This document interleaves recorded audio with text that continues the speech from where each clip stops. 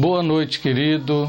Mais uma vez, entrando na sua casa para, desta feita, estudarmos mais uma vez sobre a Escola Bíblica Dominical. Desta feita, lição 12, advertências contra os falsos mestres.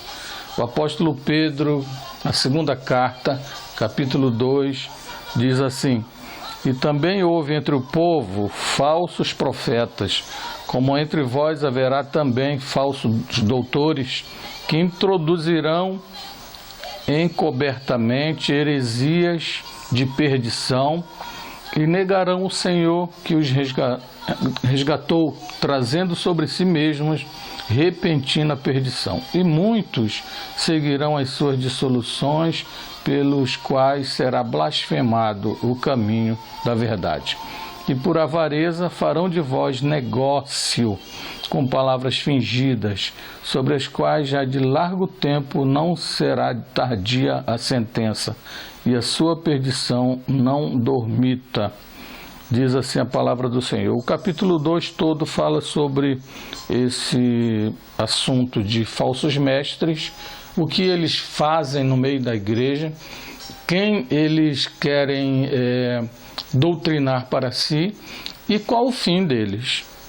Então, o ensinamento de hoje, dessa lição número 12, diz o seguinte, que a carta do apóstolo Pedro traz o retrato dos falsos mestres e seus ensinos que estavam atuantes na igreja. Veja bem, o apóstolo Pedro dizia que os falsos mestres estavam dentro, não era fora, dentro da igreja, disseminando discórdia e ensinamentos dúbios. O comentarista bíblico Warren Wiersbe diz que os falsos ensinamentos dentro da igreja são muito mais perigosos que a perseguição externa, conforme lá em Atos capítulo 20, a igreja primitiva sendo perseguida. Então, os falsos mestres, eles são piores do que uma perseguição externa. O falso mestre não é aquele que ensina a palavra de Deus de forma equivocada, por ignorância ou desconhecimento. Mas o falso mestre, querido, é um cristão que conhece a verdade, mas deliberadamente ensina mentiras com motivos e interesses pessoais para que, de alguma forma, enganar os seus seguidores e levá-los a satisfazerem os seus próprios desejos. Não é isso que nós vemos hoje? Muitos homens, muitas mulheres se levantando como bispos, pastores, apóstolos, profetas, começam a interpretar a Bíblia do seu modo e vão levando milhares de pessoas atrás deles. Infelizmente, a Bíblia diz que para alguns, não são todos, são falsos profetas. E muitos deles, irmão, perceba bem, eles saíram de uma briga na igreja porque não conseguiu entender a ideia do líder e resolveu, olha, vamos sair, eu vou fundar uma igreja para mim, quem vai comigo? Aí vai uma multidão com ele. Assim como aconteceu no céu, né? Que a Bíblia relata que a terça parte dos anjos saíram também com outro ser que se rebelou contra o Criador. E vai acontecer, e vai sempre acontecer, conforme o apóstolo Pedro já disse, que antes havia e agora haverá sempre conosco, os falsos profetas. Pedro orienta a igreja a buscar o progresso espiritual para ter condições de conhecer, para refutar e combater os ensinos errados dos falsos mestres. Por isso que a gente tem que conhecer. Alguém está pregando a palavra de Deus, a gente tem que acompanhar na Bíblia para saber se é aquilo mesmo que ele está falando. Uma maneira de vencer o erro é a mentira. E através da verdade revelada nas Escrituras. Cuidado para que ninguém vos engane. Jesus falou lá em Mateus 24:4. Olha, aparecerão muitos em meu nome, dizendo até que sou eu. Jesus falou isso. Vão dizer que eu estou lá, que eu estou aqui, mas olha, cuidado para que ninguém vos engane. Também quem defenda que Pedro utilizou-se dos escritos de Judas para escrever a sua carta. Outros defendem que, pelo contrário, Judas usou os ensinos de Pedro, e ainda alguns comentaristas defendem que ambos tiveram uma mesma fonte para compor a carta. O certo é que ambos apresentam uma mensagem de advertência e conclama a todos a batalharem pela fé numa guerra espiritual. O que está falando essa parte última que eu li? É que o apóstolo, tanto Pedro quanto Judas, eles falaram sobre essa guerra, sobre essa infiltração de falsos mestres nas igrejas, e que Deus não perdoara nem os anjos que se rebelaram. Diz aqui na carta de Pedro, e diz também em Judas, que Deus não teve compaixão dos que se rebelaram, não teve compaixão de Sodoma e Gomorra, não teve compaixão de vários outros que durante a história de vida do homem também se rebelaram contra Deus. Então ele faz esse paralelo dizendo que Deus não vai ter compaixão daqueles que se rebelam, daqueles que divulgam mentiras, que leem a palavra de Deus e ensinam outra coisa, achando que é a verdade, mas não é a verdade. Eles mesmos sabem que não é verdade, e esse já tem a sentença determinada por Deus. Item 1. A presença dos falsos mestres. O apóstolo Pedro envia uma advertência aos cristãos sobre as dificuldades que teriam de enfrentar, além das perseguições e sofrimento. Ele diz: surgirão entre vós falsos mestres. Você acha que os falsos mestres vêm lá do mundão? O cara vem de lá cheio de filosofia, cheio de estudo, aí chega dentro da igreja, não é membro, não participa de ceia, não participa da comunhão dos irmãos, não exerce cargo na igreja, aí começa a ensinar as coisas, sobe lá no púlpito da igreja, vai sendo... Não são esses não. São os que estão no nosso meio. O apóstolo Pedro diz que estão no nosso meio. Eles são, dependendo da pessoa, pode surgir de repente um falso ensinador. Começa a estudar a Bíblia, começa a interpretar a Bíblia ao seu bel prazer e levam a igreja e o povo a entender a Bíblia de uma maneira errada. Surgirão entre vós falsos mestres, numa coerência com os ensinos de Jesus, apontando para um tempo em que os mestres estariam satisfazendo a forma ilusória das pessoas. Jesus advertiu em Mateus 24:11, e numerosos falsos profetas surgirão e enganarão a muitos. O apóstolo Paulo, por diversas vezes alertou os cristãos a respeito da presença de falsos pastores e mestres. Lá em Éfeso, reunido com os líderes da igreja, ele traz uma dura advertência. Ele diz: sei que depois da minha partida, lobos ferozes penetrarão no meio de vocês e não pouparão o rebanho. E dentre vocês mesmos se levantarão homens que torcerão a verdade a fim de atrair os discípulos. Numa situação de hoje, por exemplo, as pessoas preferem tudo, menos igreja. Aí você, como líder, eu como líder, eu tenho que criar artifícios na igreja para atrair as pessoas? Será que é isso? Ou será que eu tenho que criar maneiras, criar atividades, até às vezes não muito legais dentro do cristianismo, dentro de uma ótica cristã, para atrair pessoas ou para conduzir pessoas dentro de determinados ensinamentos? Não. Eu tenho que ensinar a palavra de Deus, porque a palavra de Deus, ela é verdadeira. Então o apóstolo Paulo já estava advertindo isso, que eles inventariam coisas, torceriam a verdade e muitos iriam atrás dele. Pois vigiem. Atos 20, 29 e 31. Por que tanta preocupação com pessoas que ensinam coisas erradas? Por quê? O teólogo D.A. Carson fala sobre o perigo dos falsos mestres para a igreja. Ele diz: os falsos profetas são perigosos por 3 razões. Primeira razão, o seu método é traiçoeiro e conduz os meios vergonhosos, levando a fé a ser difamada. O segundo método, segunda razão, melhor dizendo, o seu ensino é uma completa negação da verdade. A terceira razão, o seu destino é causar destruição, tanto a si mesmo quanto aos seus seguidores. Então, existem três maneiras, 3 razões pelas quais esses falsos profetas eles se infiltram e levam com ele uma gama de pessoas, porque o seu método é traiçoeiro e traz vergonha à fé cristã, e a fé cristã é difamada. O seu ensino é uma completa negação da verdade, e o seu destino é causar destruição tanto para si quanto para os seguidores. Olha só o prejuízo que esses homens trazem à congregação cristã. Não é de hoje. No tempo de Pedro, no tempo de Paulo, no tempo de Jesus, já estava falando. E quantos Bar Jesus apareceram na época de Jesus?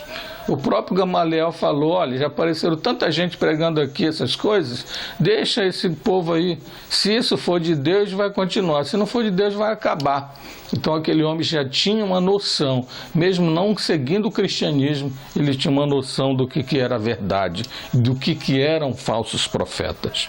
O apóstolo Pedro diz que os falsos mestres surgem no meio do povo de Deus e eles estão na rotina da igreja. Eles fazem parte da igreja como membros. Por isso, irmãos, temos que ter cuidado com falsos ensinos. O texto também de Pedro diz que esses falsos mestres introduzirão secretamente heresias destruidoras. O que são heresias destruidoras? Ensinamentos que vão de encontro à verdade bíblica. Ou seja, trabalham nas sombras, nos bastidores, fingem ser o que não são, pois agem com hipocrisia. Apresentam os seus ensinos heréticos sempre de forma próxima à verdade, buscando enganar os que ouvem. A gente sabe que muitos ensinadores, eles se baseiam num versículo isolado. A partir daí começam a criar doutrinas, ensinamentos, colocam diretrizes para as pessoas seguirem, quando na verdade não é isso que a Bíblia quer dizer. Item 2, os ensinos dos falsos mestres. O apóstolo Pedro também defende que as heresias destruidoras têm a ver com o ensino gnóstico. O que é o ensino gnóstico? Bem, os gnósticos eram uma seita na época de Jesus que atuava dentro das igrejas, provocando todo tipo de divisões em que o ensino atingia diretamente a pessoa de Cristo, a obra expiatória, a criação, o relacionamento direto com Deus e realidade do pecado ou a inexistência do próprio pecado. Então os gnósticos já ensinavam isso lá na época da igreja primitiva. Para os gnósticos, Jesus não era o soberano Filho de Deus.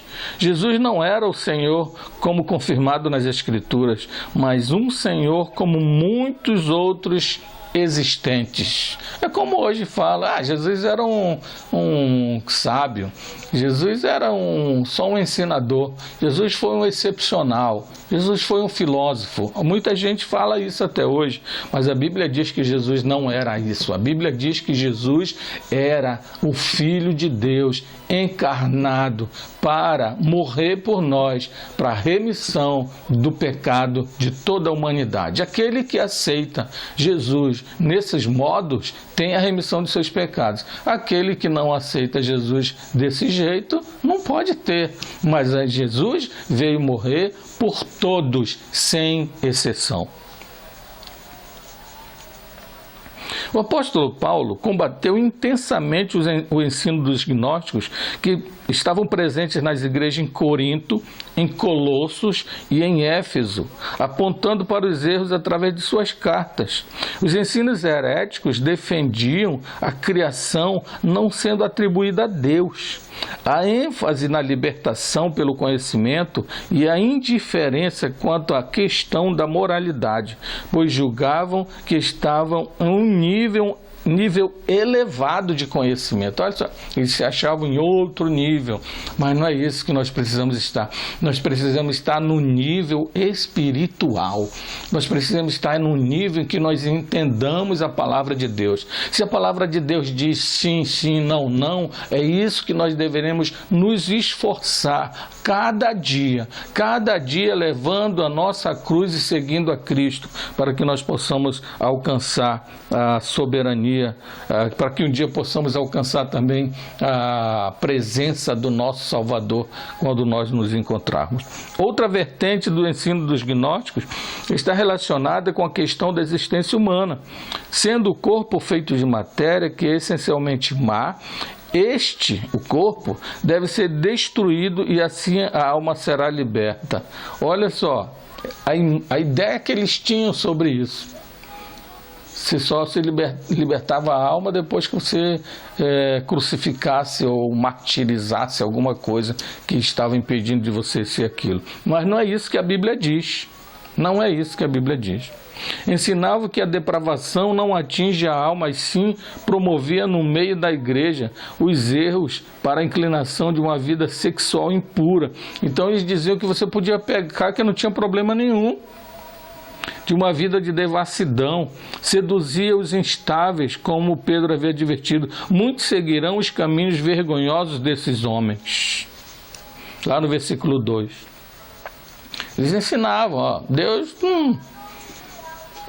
não é o Criador, Deus não é filho de Deus, pecado não existe. E até hoje a gente tem essas doutrinas espalhadas por aí. Os gnósticos distorciam a palavra de Deus com uma sutileza teológica, transformando a graça em uma licenciosidade pecaminosa.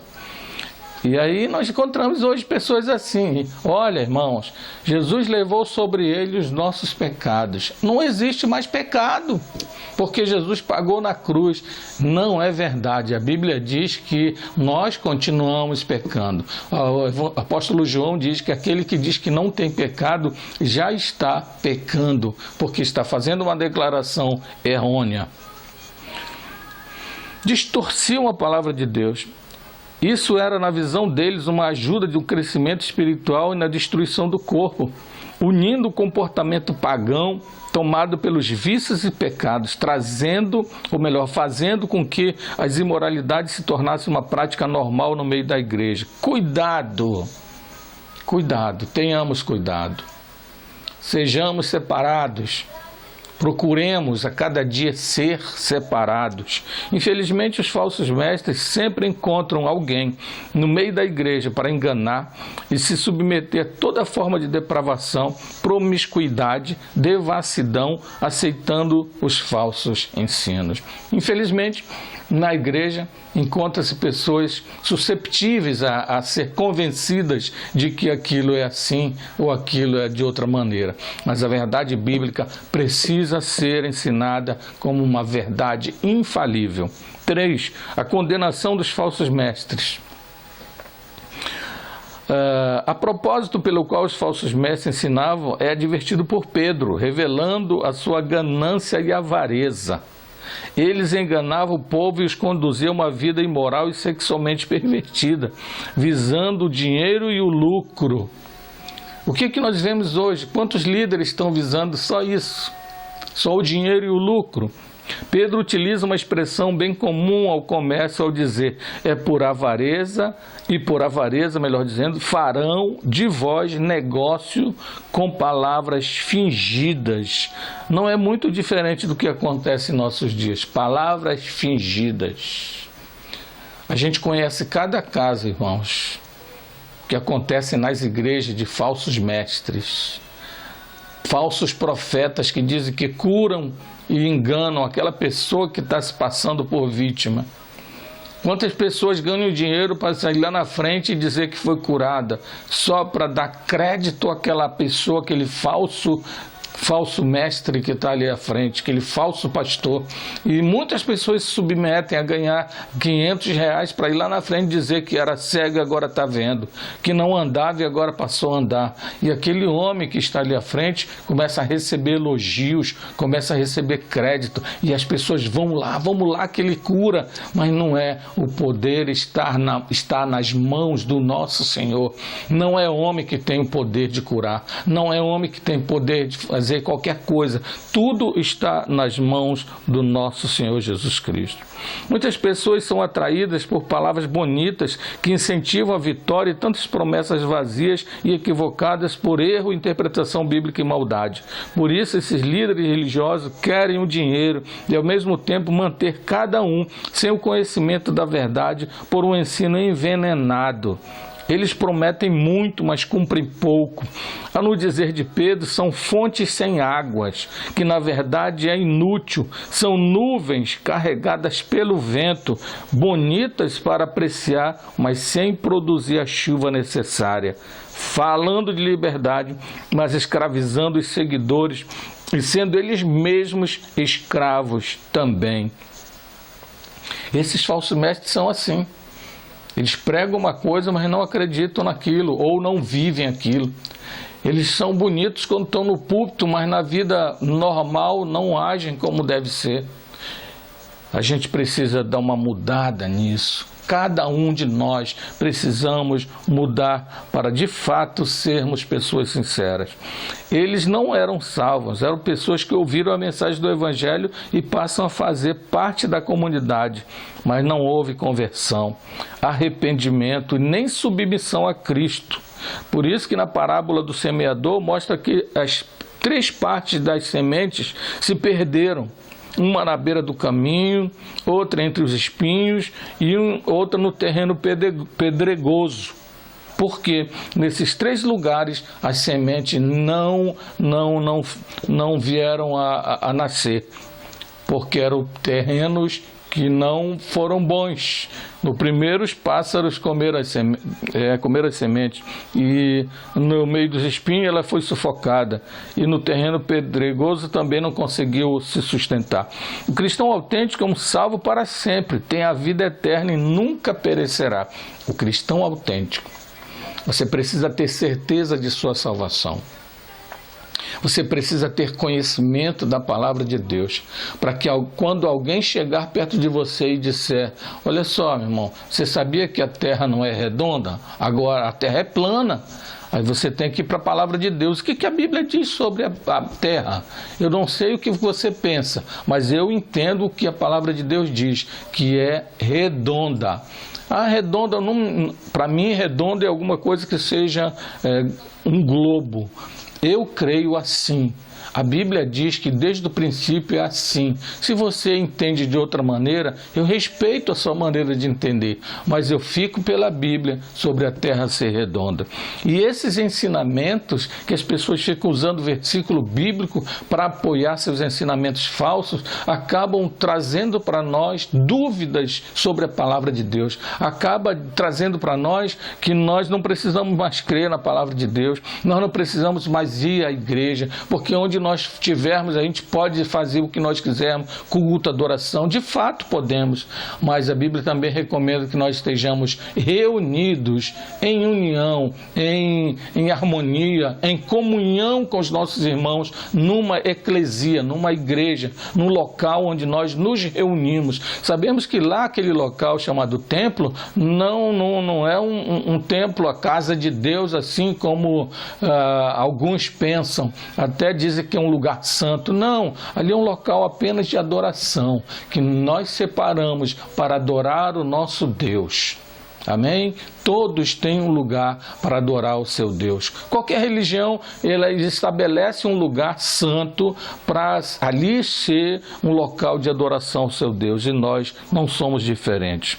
Por isso que construímos nossos templos para adorar ao Senhor.